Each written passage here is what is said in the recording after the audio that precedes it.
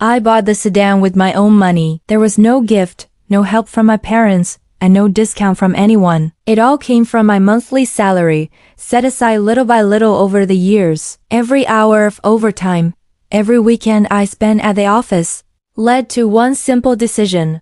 I wanted something that truly belonged to me. The day I signed the purchase contract is still very clear in my memory. The room was cold, filled with the familiar smell of new paper and instant coffee. The salesman smiled politely, but I knew he was just doing his job. What made my hands slightly tremble was not the room, but the sense of relief. For the first time in my life, I bought something significant without needing anyone's permission or approval. When the car keys were placed in my palm, I did not feel excited or eager to show off. I simply took a long breath. It felt like closing an old chapter of my life. For years, I had been known as the reliable child, the one who caused no trouble, the one who always understood the situation. That car became a small marker that I was no longer living only to meet other people as expectations. The sedan was not luxurious. Its color was neutral, the design simple, and the features standard. Yet to me it was perfect. I chose it because it was efficient, safe, and suited my needs. I did not want to look successful. I only wanted to live calmly. I drove it home that afternoon with a light feeling. The streets were crowded, horns echoed everywhere, but my mind felt clear. I thought about small plans that had been postponed for a long time. Going to work without waiting for public transport. Visiting friends without worrying about the last schedule. Simple things that had always felt out of reach. When I arrived at my parents' house, I parked the car carefully. The house looked the same as always. The paint on the walls had faded, the iron gate was slightly rusty, and the front yard was filled with my mother's potted plants. I no longer lived there, but I visited often, just to keep the relationship intact. My father noticed the car from the window. He stepped outside and walked around it slowly. There was no praise, only a small nod. My mother followed a moment later and asked a few basic questions. They did not seem particularly interested, but I was not disappointed.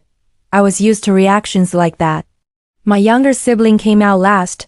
Their eyes immediately lit up. They asked many questions, from the price to the speed. I answered briefly and ended the conversation with a smile. I did not want a long discussion. Experience had taught me one important thing. Talking too much often leads to demands. That night, I returned to my small apartment feeling satisfied. I parked the car in the spot I had chosen, then went upstairs. I sat on the sofa and stared at the wall for a long time. Not because I was tired, but because I finally felt safe. There was no one who could make decisions about my life that night. The following days passed normally. I used the car for work, shopping, and small errands. I took good care of it, washed it myself on weekends, and made sure all the documents were stored neatly. I knew very well that in my family, boundaries were often seen as flexible. Because of that, I learned to always be prepared. A few days later, I received a message from my mother. She asked when I could come home. She said there would be a family dinner. The tone sounded ordinary, but something felt different. I did not reply right away.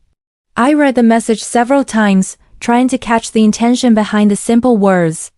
Experience had taught me that family invitations were rarely just about eating together. Usually, a decision had already been made, and my presence was treated as a formality. I did not want to assume the worst, but I also did not want to be careless. That night, I sat at the small table in my apartment and opened the folder containing the vehicle documents. I checked them one by one. Everything was in my name. Everything was legal. I closed the folder neatly and put it back in the drawer. At that moment, I did not yet know what would happen in the days ahead. I only knew one thing for certain. Whatever happened, I would no longer stay silent like before. I turned off the light and lay down. Outside, the sounds of the city could still be heard faintly. I closed my eyes with an unfamiliar feeling. Not anxious, not afraid, but ready. For the first time, I felt one step ahead. And I promised myself that whatever they might say later, my life would no longer be decided by anyone else. Since childhood, I had grown used to being one step behind. Not because I was slow, but because that was simply my place in the family. I was the first child, the one who was expected to understand the situation from the beginning. Whenever there was a difficult choice, my name was mentioned last, not to ask for my opinion, but to ask me to give in. My younger sibling grew up differently. They were always given more space to try, fail, and try again. When they made mistakes, my parents defended them. When I did the same, a long lecture followed immediately. The difference was never discussed openly, but it was clear in every small decision made at home. I learned to read situations at a young age. I knew when to stay quiet, when to lower my voice, and when to say no even though I would eventually follow their decision anyway. Giving in became a habit, not because I was weak, but because I was tired of arguing. Every act of resistance always ended with the same words. I was older, I had to be mature, I had to understand. When my sibling wanted something, the discussion was always quick. Whether it was a new phone, financial help, or permission that should have been considered carefully. Meanwhile, my wishes were often seen as unimportant. I was asked to wait, to be patient, or to find my own solution. Over time, I stopped hoping. I never hated my sibling. They were simply playing the role given to them. What was difficult for me to accept was the way my parents framed all of it as fairness. They called it a division of responsibility. They said I was strong, so I did not need much help. It sounded like praise, but the result was that I felt alone. When I started working and earning my own money, their expectations did not decrease. They increased. I was considered secure, stable, and therefore able to give more. Every achievement I had seemed to automatically become a shared resource. There was no clear boundary between what was mine and what belonged to the family. I remember one incident that has stayed with me until now. I had saved for a long time to take a short vacation. Not a luxury trip, just a few days to rest my mind. When my plan became known, my mother immediately suggested that the money be used to help my sibling, who was having difficulties at the time. I canceled the trip without much discussion. I told myself it would only happen once. In reality, similar situations kept repeating. Giving in slowly became my identity in their eyes. If I did not agree right away, I was considered changed. If I asked too many questions, I was labeled selfish. I learned to express agreement with a neutral face, even though inside a part of me was being worn down. However, there was one thing I always protected. I never fully gave up control over my life. I continued to work hard, save money, and make my own plans. I knew that one day, I would have to stand at a point where I could no longer be pushed around by guilt alone. Buying that sedan was part of reaching that point. It was not just a vehicle, but a small statement to myself that I had the right to make my own choices. I did not announce it proudly. I did not ask for approval. I simply did it quietly, like many other important decisions in my life. When my parents saw the car, their reaction felt familiar. There was no overwhelming pride. There were no questions about how I achieved it. There was only a brief assessment, then the conversation moved on to something else. I was not surprised. I had stopped expecting validation from them long ago. What made me alert, however, was the way they looked at the car. Not as mine, but as a family asset. I could sense it from the small comments they made about how useful the car would be for everyone, about how much it would help my sibling if they could use it. Everything was said as if I had already agreed. I smiled and nodded as usual. But in my mind, a line began to form clearly. I realized that if I stayed silent, that boundary would be erased again. I would return to my old role, the role that was always asked to give in for the comfort of others. That night, while alone, I thought about everything I had been through. I was not angry. I was simply tired of being the last choice. Tired of being considered strong without ever being asked whether I also needed protection. For the first time, I admitted one thing honestly to myself. Giving in was no longer a choice I could accept without consequences. I knew that change would not come from long conversations or emotional arguments. I knew my family too well. If I wanted to protect what was mine, I had to do it in a way they could not deny. A way that was calm, legal, and left no room for debate. That was when I began to understand that maturity is not about how often we give in. Maturity is about knowing when to stop, and I felt that my time to keep giving in was almost over. The dinner invitation arrived 2 days after I last saw my parents. The message was short and sounded ordinary. My mother simply wrote that the whole family would be gathering at the house over the weekend. There was no special reason and no further explanation.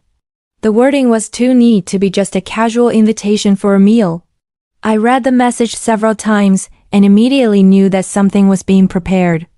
I did not reply right away. Not because I was busy, but because I wanted to make sure my thoughts were clear. In my family, sudden gatherings rarely happened without a purpose. Usually, a decision had already been discussed in advance and was then announced in front of everyone to make it seem official. I had been in that situation many times, and I was almost always in the same position. Listening, nodding, and then being asked to accept it. Eventually, I replied briefly saying that I would come. There was no emotion in my message. I chose to remain calm. If something was going to happen, I wanted to face it without unnecessary assumptions. The day of the gathering arrived faster than I expected. I finished my work earlier than usual and prepared to go to my parents' house. I drove the sedan at a steady speed, paying attention to the road as I normally did. However, my mind was not fully focused on the traffic. There was a strange feeling that followed me since morning. Not fear, but a sense that something was about to change. When I arrived, the yard was more crowded than usual. Several relatives' cars were parked irregularly. I parked my car in a safe corner and turned off the engine.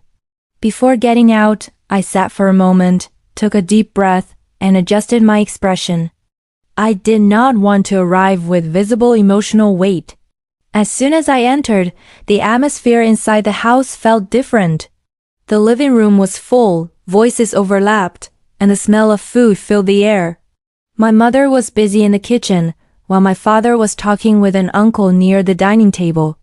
A few cousins greeted me, and I responded with polite smiles.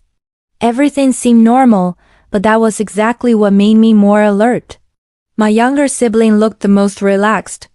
They were sitting on the sofa, laughing loudly, clearly enjoying the attention from other family members. When they saw me, they gave a brief nod and continued their story. I was not offended. I was used to that kind of behavior. I helped my mother in the kitchen for a while, even though she said it was not necessary. Her hands moved quickly, but her eyes occasionally glanced toward the living room, as if waiting for the right moment. My father also seemed more serious than usual. He did not speak much to me, only greeting me briefly before returning to his previous conversation. Dinner went on warmly enough. Light conversation flowed about work, the weather, and holiday plans. I laughed at the right moments, though I mostly listened. I noticed how my father glanced several times at my sibling, then at me, as if weighing something. Each time it happened, the feeling in my chest grew slightly heavier. After everyone finished eating and the table began to be cleared, my father stood up. He asked for everyone's attention. His voice was calm but firm. The room gradually fell silent. I placed the glass in my hand down and looked at him, trying to read where this was going. My father said that family was about helping one another. He spoke at length about responsibility, togetherness, and the importance of supporting each other. His words sounded like a speech that had been carefully prepared. Several family members nodded in agreement. I remained quiet, waiting for the main point. Then my father mentioned my sibling's needs. He explained that my sibling was at an important stage in life and needed more support.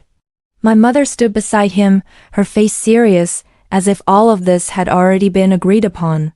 I began to understand the direction of the conversation, but I chose not to react too quickly.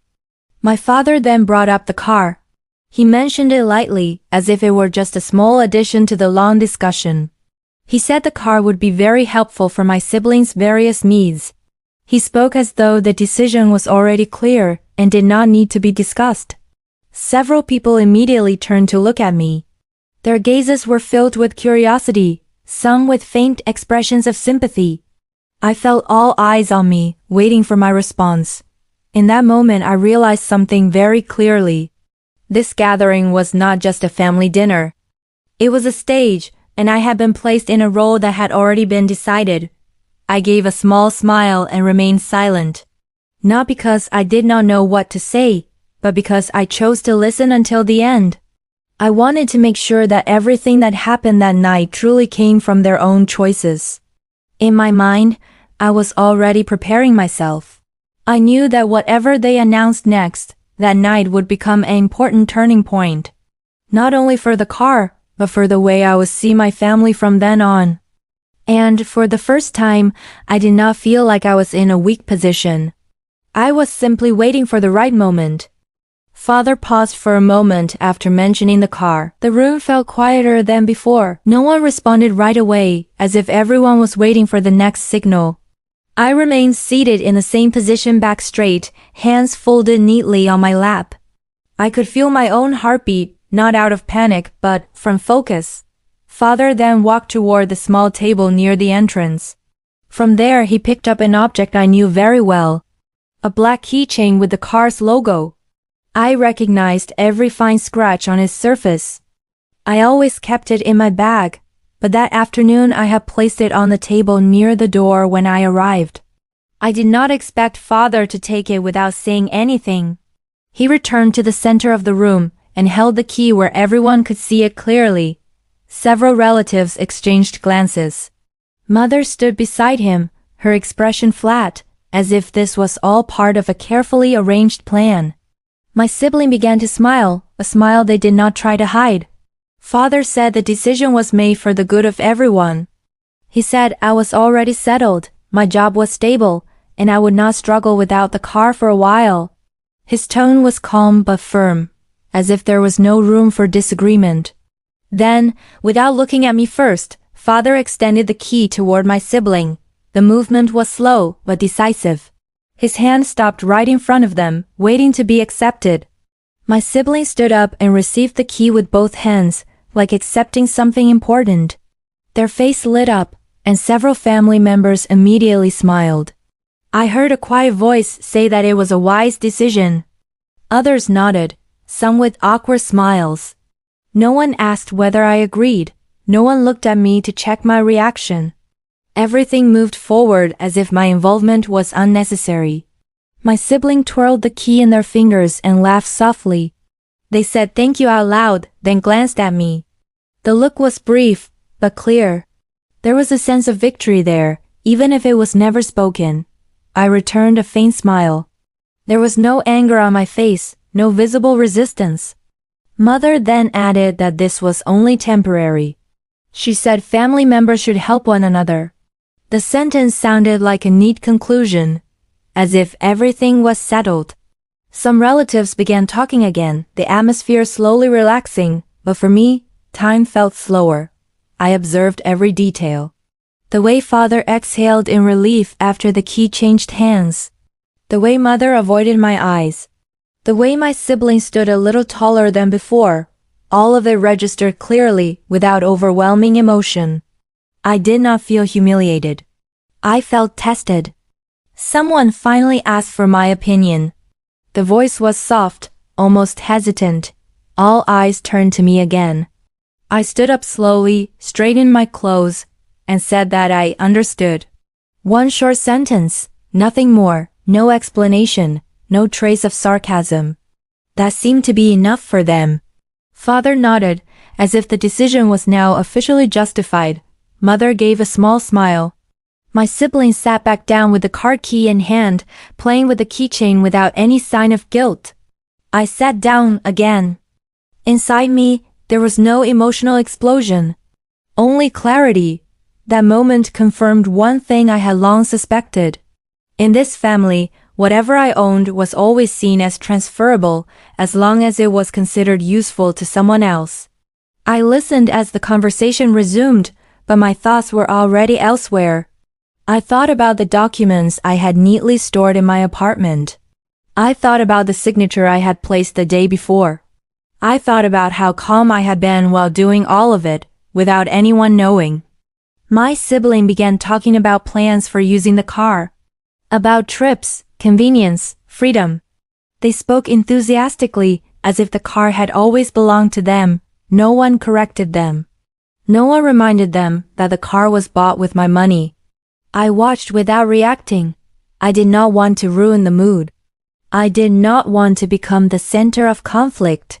I knew that if I spoke up then, I would only be seen as difficult. And that was not why I came. As the night grew later, relatives began to leave one by one. I prepared to go as well. Father patted my shoulder and said he was proud of me for being mature. I nodded and wished him good night. Mother hugged me briefly, but her embrace felt empty. I walked out of the house calmly. The yard was quieter now. I saw my car from a distance, still parked where it had been. For a moment, I stood still. Not out of doubt, but because I knew that what they believed they had taken that night had never truly belonged to them. I got into the car and started the engine. Behind the wheel, I allowed myself a small smile. That night, they felt they had made a major decision. They did not know that a far greater decision had already been made by me. My drive home that night was calm. The streets were not too busy. City lights reflected off the windshield, and my mind felt clear. I did not play any music. I wanted to hear the sound of the engine and my own breathing. The silence inside the car gave me space to think without distraction. I knew how my family would interpret my behavior that night. My silence would be seen as agreement. My faint smile would be read as acceptance. The short sentence I spoke would be used as proof that I had no objections. They were always skilled at drawing conclusions that benefited themselves. When I arrived at my apartment, I parked the car and went upstairs without rushing. I turned on the living room light and placed my bag on the chair. The room was quiet, but it did not feel empty. In fact, that was where I felt most complete. There were no judging looks, no guiding words, no decisions made on my behalf. I sat for a while and recalled my parents' expressions when I did not object. Father looked relieved, as if a heavy burden had just been lifted. Mother seemed satisfied because there was no conflict. They believed maturity meant not arguing. They forgot that silence does not always mean agreement. My phone vibrated shortly after. A message from Mother came in, brief in content. She thanked me for understanding the family's situation. I read the message without emotion. The word understanding was always used as a substitute for giving in. I did not reply that night. The next day, I followed my usual routine. I went to work earlier and focused on finishing my tasks. My colleagues did not know what had happened the night before, and I did not feel the need to share it. For me, this was not drama to be announced. It was a personal process. During my break, I received another message, this time from my sibling. They sent a photo of the car key in their hand, accompanied by a short, joking line. I stared at the screen a few seconds longer than usual. That message was not just showing off. It was a statement. They were sure everything was settled. I closed my phone and returned to work. I did not feel offended, only more convinced that my choice to remain calm was the right one. If I showed emotion, they would use it to reinforce the narrative that I was being unreasonable. In the afternoon, Father called. He asked how I was and spoke as if nothing important had happened. At the end of the conversation, he mentioned that my sibling would start using the car soon. His tone was casual, like he was talking about something trivial.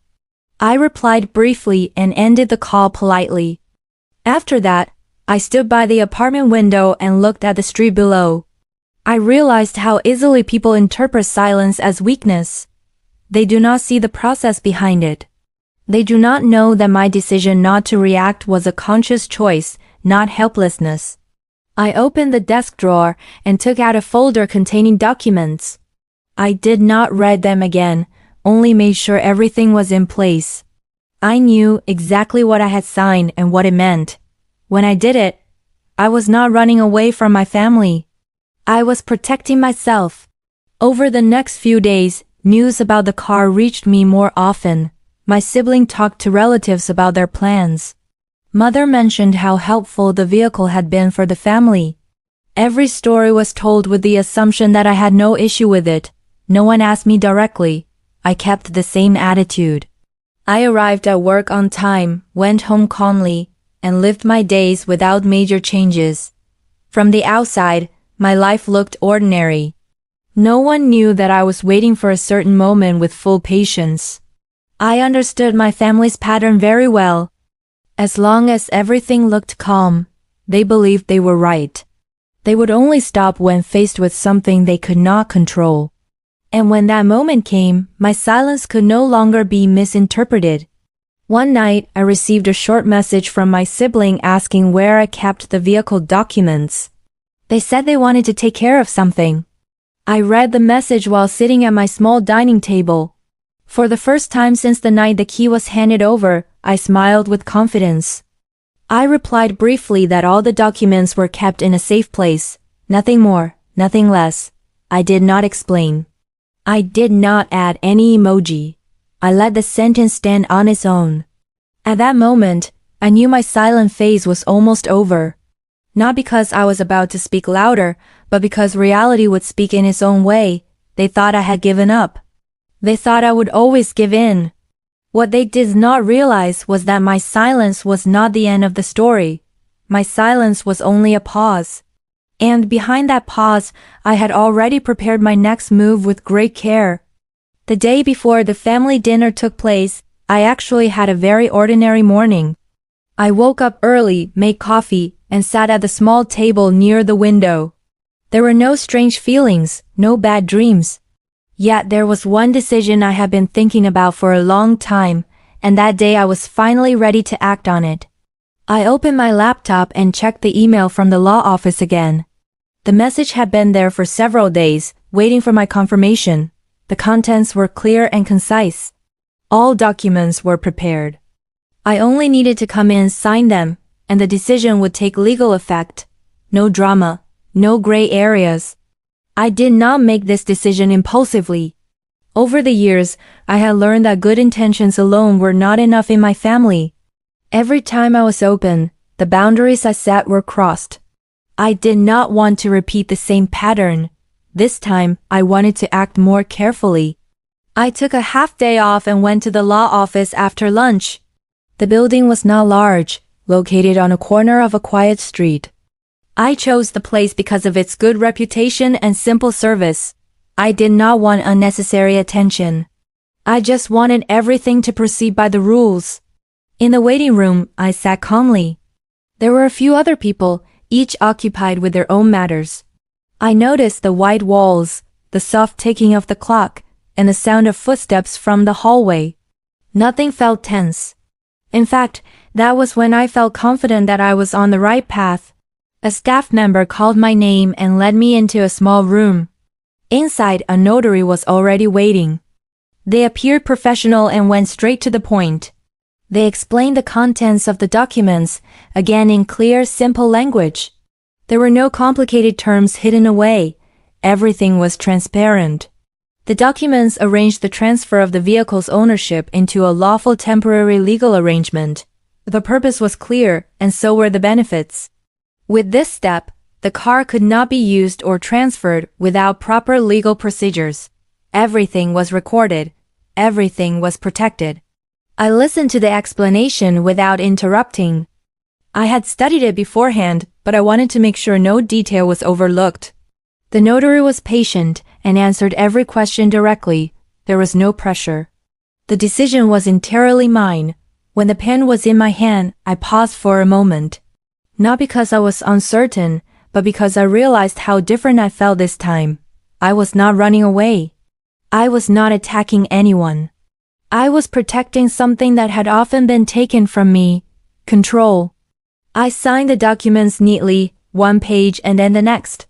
When I finished, I handed the files back. The notary nodded and said that everything was legally valid from that moment on. There was no delay, no waiting period. I left the room with light steps. There was no overwhelming sense of relief, but there was a calm that was hard to explain. I knew that whatever happened next, I was prepared. I was no longer in a reactive position. I had moved first. On the way home, I stopped briefly at a small cafe. I sat for a while, ordered a drink, and checked my phone. A message from my mother came in, asking about my plans for the weekend. I read it with a small smile. I did not yet know that the family dinner would become a major stage, but I already knew one thing: I would not come unprotected. I replied to my mother in a normal tone, saying that I would come if nothing came up. There was no lie in that. I did intend to come. I just was not coming empty-handed as I had before. That night, I stored copies of the documents in a safe place. I did not tell anyone. Not because I wanted to hide it, but because I was not obligated to explain every personal decision. I slept well that night, without imagining worst-case scenarios. The next day, my routine went on as usual. I worked, completed my tasks, and went home like any other day. Nothing changed on the surface, but inside me, a major shift had occurred. I was no longer waiting for others to decide my steps. When the invitation to the family dinner finally arrived, I already knew that whatever they had planned would not be entirely under their control. I did not know how the situation would unfold. I did not know who would speak first. But I knew one thing for certain. I had taken the right step at the right time. And that decision was not made out of anger, hurt, or a desire for revenge. It was made because I finally chose to stand on my own side. The days after the family dinner moved at a different rhythm. From the outside, everything looked normal. I kept working, kept returning to my apartment, and continued my routine without any major changes. Yet the way people around me talked about the car began to shift. Its name came up often in conversations, but no longer as something that belonged to me. My siblings started using it as if the vehicle had been in their possession for a long time. They parked it in the most visible spot whenever they visited our parents' house.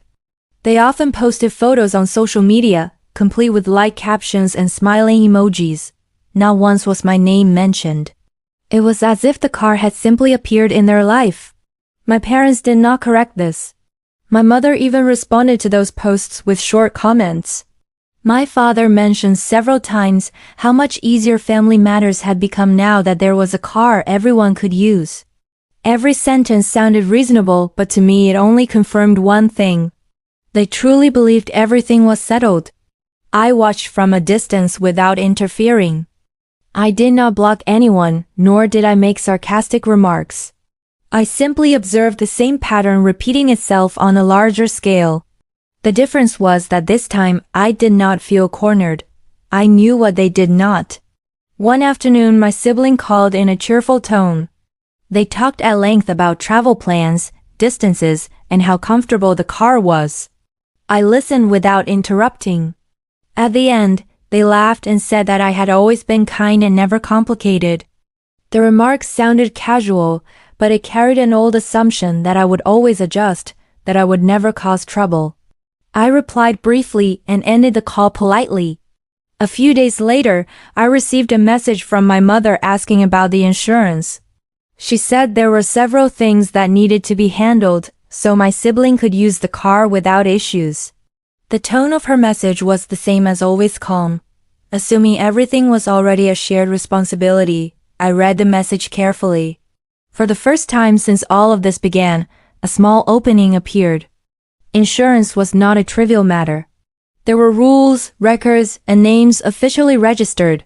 I replied with a short message saying that all the documents were with me and could be discussed later. There was no immediate response. Hours passed without a reply. I could imagine my mother starting to wonder, though not yet fully suspicious. They were still operating under the belief that I would not make things difficult. Meanwhile, my sibling grew more confident. They began planning longer trips and talked about friends who admired the car. Each story strengthened their sense of ownership. There was no caution, no hesitation. I did not feel jealous or offended. I simply took note. In my family, comfort often made people careless. They were used to moving forward without rechecking the foundation of their decisions. And when that foundation started to shake, panic usually came too late. One night, my father called, his tone slightly more serious, asking about the vehicle documents. He said my sibling needed them for an administrative matter. I listened to his explanation until he finished, then replied that the documents could not be used for the time being. There was a brief silence on the other end of the line. My father asked what I meant.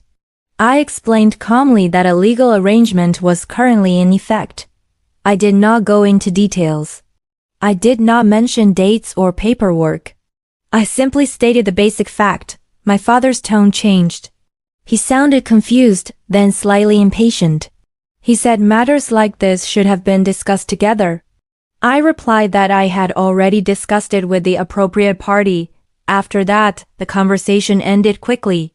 After the call, a message from my mother came in again. This time it was longer. She asked why I had not told them from the beginning and mentioned trust and openness within the family. I read it slowly without rushing. I replied with a single concise message. I said that I was not hiding anything and that everything I had done was legally valid. There was no defensiveness, no excessive explanation. I simply stated a boundary. From that moment on, the atmosphere began to change. My sibling no longer contacted me with a casual tone. My parents started asking questions instead of making statements. They began to realize that there was something they did not fully control. I continued living my days the same way. I did not feel the need to rush anything. I knew this process had to unfold naturally. When people are used to getting what they want without resistance, even a small amount of pushback is enough to make them stop and think. Inside me, there was no sense of triumph or desire to bring anyone down. There was only the calm that came from finally not standing alone in important decisions. I had given myself the protection I had never truly had before. The issue surfaced quietly, without raised voices, without warning, and without unnecessary drama. That morning, I was getting ready to leave for work when my phone vibrated. Several messages came in one after another from my mother. Her tone was no longer relaxed like before.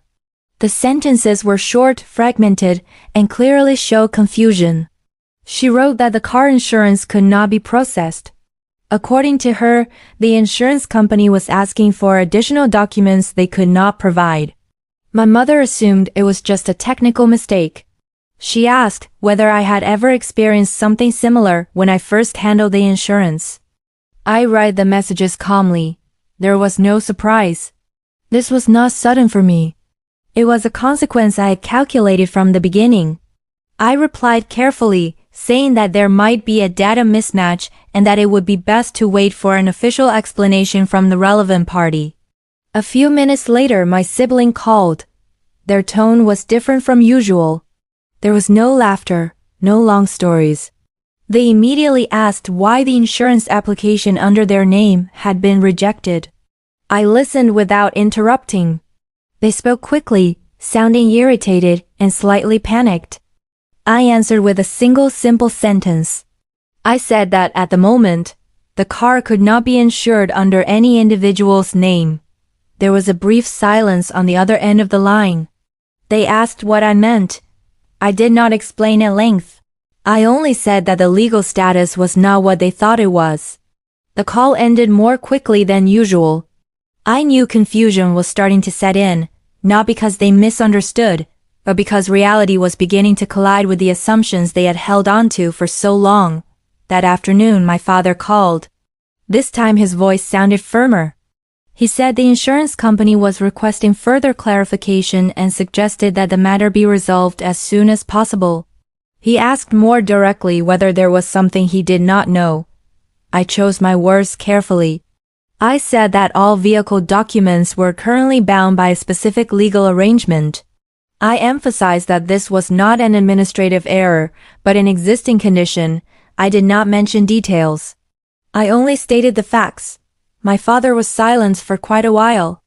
Then he asked why I had not discussed this earlier. I replied that I had not been asked, and that my decision did not violate any rules. The conversation ended with a tone I had never heard before. There was no open anger, but the tension was unmistakable. That evening, my mother sent another message. This one was longer. She wrote that my sibling felt restricted and embarrassed because they could not arrange the insurance. She mentioned that other family members were starting to ask questions. She hoped I could help resolve the issue as quickly as possible. I read the message slowly. Not a single sentence asked how I was doing or how I felt. Everything centered on their inconvenience. I replied briefly, saying that there was no issue as long as all procedures were followed correctly.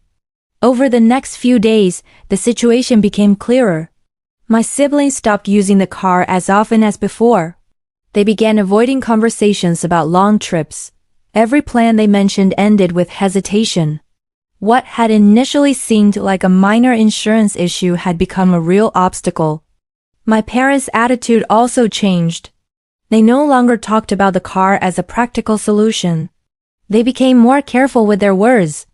Whenever the topic came up, the conversation was quickly redirected, as if they hoped the problem would disappear on its own.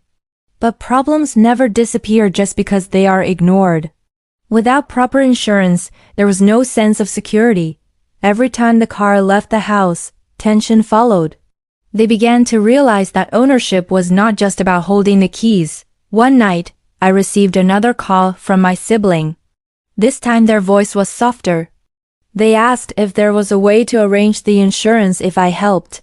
I listened until they finished. There was no apology, but there was a faint tone of concession. I replied that everything had to comply with the applicable rules. If the legal status changed, then other procedures could be discussed. I did not close the door, but I did not open it wide either. I kept the boundary clear. After that call, I sat quietly for quite a while. I did not feel victorious. I did not feel guilty either. What I felt was clarity. For the first time, they were facing a situation they could not control through unilateral decisions. The insurance issue was not a punishment. It was a logical consequence of a wrong assumption. They believed ownership could be transferred through goodwill and one-sided agreement. They forgot that rules exist beyond family dynamics. I continued living my days as usual. I did not pressure anyone. I did not rush anything. I knew that when people begin to lose their comfort, they start looking for real answers. And that is usually when the truth rises to the surface without needing to be forced. That morning, I woke up feeling lighter, even though the situation within the family had not fully improved. There were no messages, no calls, and no urgent requests. The silence felt different. Not because the problem was over, but because everyone had begun to stop reacting emotionally. I went to work as usual. On the way, I thought about the small changes that had happened over the past few days. My parents no longer contacted me with an urgent tone. My sibling also rarely sent messages. It felt as if everyone was keeping some distance, not to pull away, but to calm themselves. Around midday, I received a message from my father. It was brief and straight to the point. He wrote that they had met with the insurance company and received a full explanation. There were no words of blame, no accusatory tone. He simply said that they finally understood the legal position I had been referring to all along. I read the message several times. Not because it was complicated, but because the tone had changed. For the first time, my father wrote without assumptions. He did not demand an immediate solution. He only shared the outcome of the meeting and acknowledged that they had assumed too easily that everything could be arranged without difficulty. I replied politely. I said I was glad they had received a clear explanation. I did not add any personal opinions. I did not bring up past mistakes. I knew moments like this did not need extra emphasis. That afternoon, my sibling came to my workplace. There was no prior notice. They simply showed up in front of the building and sent a message saying they were waiting outside. I was surprised, but I did not refuse. We met at a small cafe not far from my office. They looked tired. Not physically exhausted, but worn down by pressure. They did not speak right away. They just sat there, staring at the table. I let them take their time. I did not want to start the conversation in a lecturing tone. Eventually they spoke. They said that all this time they believed everything would work out smoothly because family always supports one another. They had assumed that support meant every decision would be accepted without many questions. Only now did they realize that support also has limits. I listened without interrupting. They continued, admitting that they had relied too much on comfort. The car had become a symbol of convenience that they took for granted. When that comfort was disrupted, they panicked and looked for someone to blame. They paused for a moment, then apologized. The apology was not excessive, not dramatic. Just one short sentence that sounded sincere. They said they should have asked earlier and not assumed everything was already settled. I nodded. I did not respond with a long explanation. I simply said that I had never intended to make things difficult for anyone. I only wanted everything to be clear from the beginning. For me, clarity is a form of responsibility. We talked longer than we had planned. The conversation was not only about the car or the insurance. We discussed old patterns within the family. How decisions were often made based on habit rather than rules. How I was frequently seen as strong, so I was not included in discussions. My sibling admitted that they often assumed I was fine without ever asking. They were used to seeing me stay quiet and took that as agreement. Only now did they realize that silence does not always mean consent. After that meeting, I felt a weight slowly lift. Not because everything was completely resolved, but because communication had finally become two-way. There were no more guesses, no more one-sided assumptions. That night, I received a message from my mother. She wrote that they were reconsidering several family decisions. She said they had been too focused on practical needs without thinking about the impact on everyone involved. She did not blame anyone. She simply acknowledged the mistake. I replied simply. I said that every family learns in its own way. No one becomes perfect overnight. What matters is the willingness to improve. The days that followed felt calmer. The car was no longer a sensitive topic. There were no discussions about who was entitled to it or who had lost out. Everything was handled more carefully. Every decision began to be discussed first. I realized that change does not always come from direct confrontation. Sometimes, change happens when comfort is disrupted and everyone is forced to face reality. The insurance issue became a trigger, not the goal. I did not feel the need to control what came next. I trusted that once the truth was understood, everyone would adjust their own steps. I chose to remain consistent in my approach, calm, clear, and not reactive. And for the first time in quite a long while, I felt that my place in the family was no longer shaped by assumptions, but by more mature communication. A few days after the conversation with my sibling, the atmosphere within the family began to change slowly. There was no formal announcement and no grand apology. The change appeared in simple ways. My parents contacted me more carefully. Their tone no longer carried demands. They began to ask questions instead of giving instructions. I realized something important. For a long time, I had often taken the role of the one who was always ready to give in. When that behavior stopped, everyone was forced to adjust. Not because I wanted to create distance, but because I stopped filling a space that was not always meant to be my responsibility. One afternoon, my father asked to meet.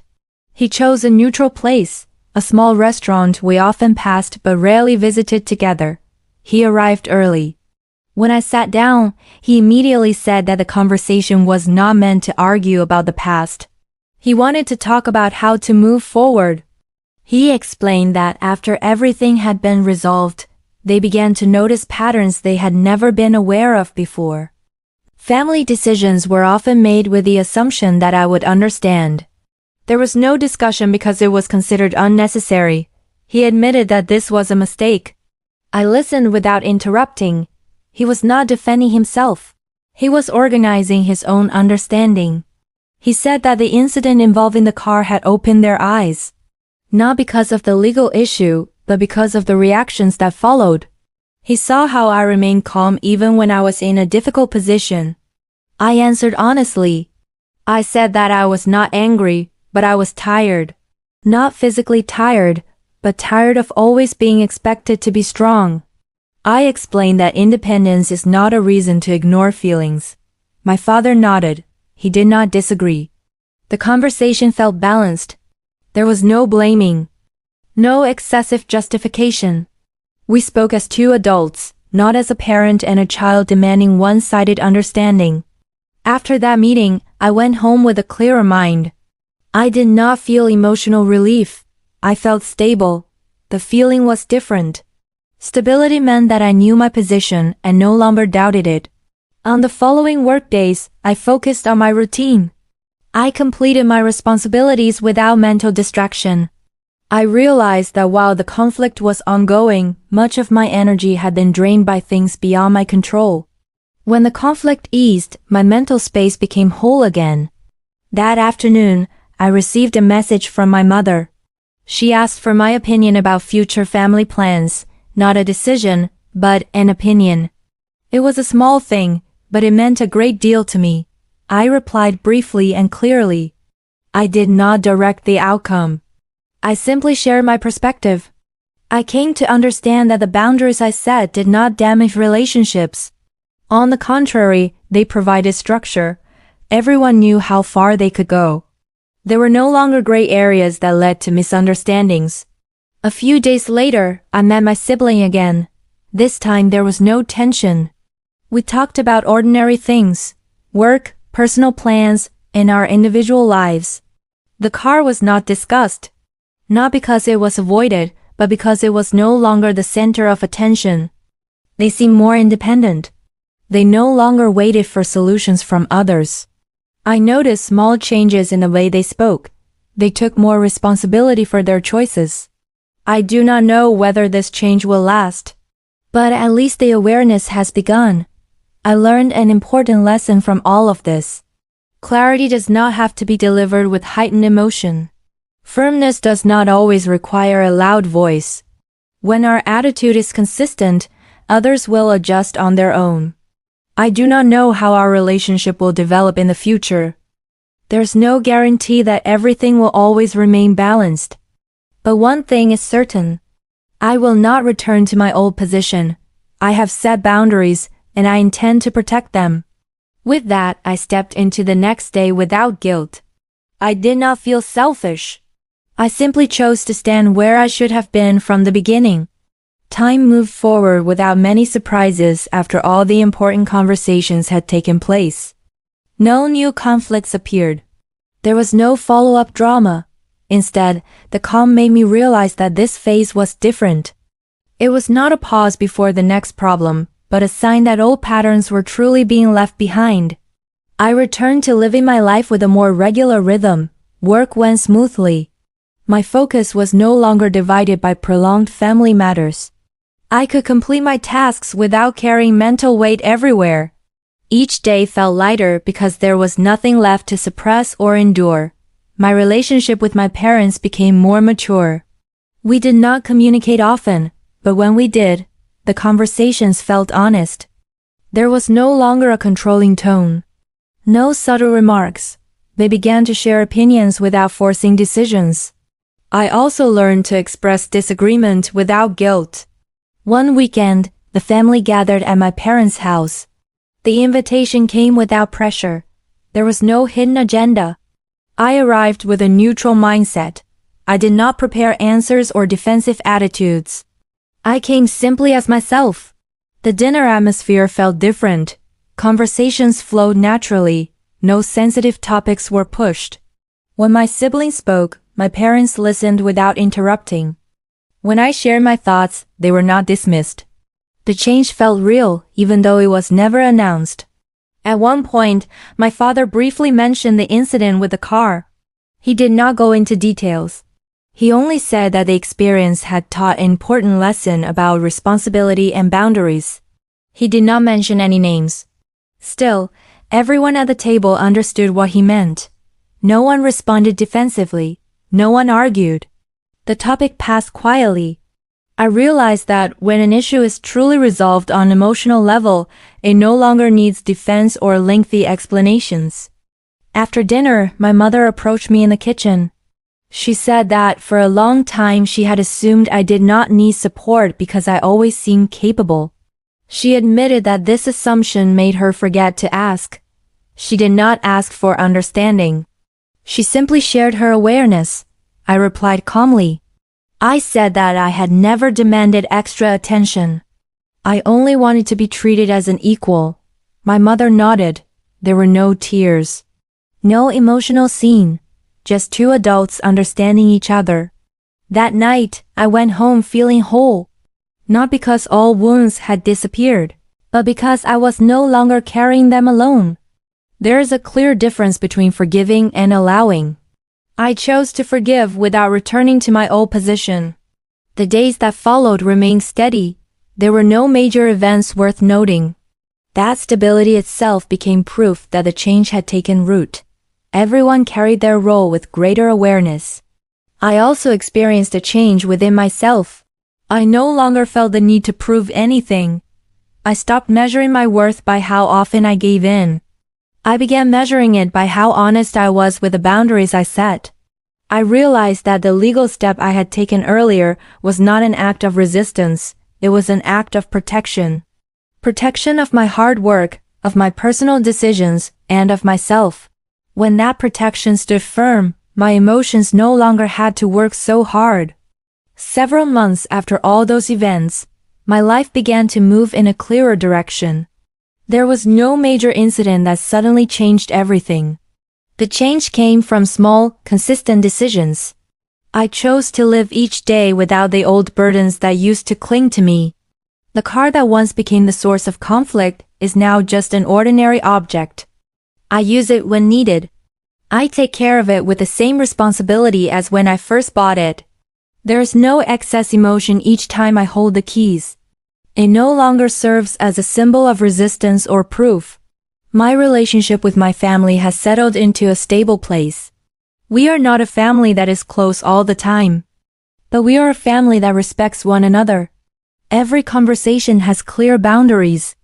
Every decision is no longer made unilaterally. I realized that healthy distance actually brings people closer. When I stopped trying to please everyone, my relationships became more honest. I can say no without fear. I can say yes without forcing myself. One morning, I received a message from my sibling. They told me they had finally bought their own car. Not a luxury car, just a simple vehicle that fit their means. They wrote that the process made them understand how great the responsibility was, something they had previously taken lightly. I replied with congratulations, no sarcasm, no moral lesson. I know that experience is the most effective teacher. They needed to reach that understanding in their own way. My parents also changed in small but consistent ways. They began to discuss family plans more openly. They no longer relied on assumptions. They asked more often before taking steps, perhaps not perfect, but different enough to feel real. I also noticed a change within myself. I no longer feel anxious when making important decisions. I do not wait for approval. I weigh things rationally and take responsibility for the outcome. If I am wrong, I fix it. If I am right, I move forward. I learned that calmness does not mean surrender. Calmness is the result of boundaries that are consistently upheld. I do not need anger to be firm. I do not need harshness to be heard. Clear stance is far more effective than explosive emotion. This chapter closes the story in a simple way. There are no dramatic scenes, no great victory to celebrate. There's only a new balance that feels stable, that is more than enough. I hold no resentment, nor do I forget the lesson. I keep it as a reminder that hard-earned results deserve protection, that healthy relationships require clarity, that love without boundaries often causes harm. When I look back, I do not regret the legal step I once took. It was not a cold act. It was a conscious decision to protect myself. From that decision, all other changes followed. I continue my life with quiet confidence. I do not know what the future holds. But I know how I will face it, with a clear mind, with firm boundaries, and with respect for myself.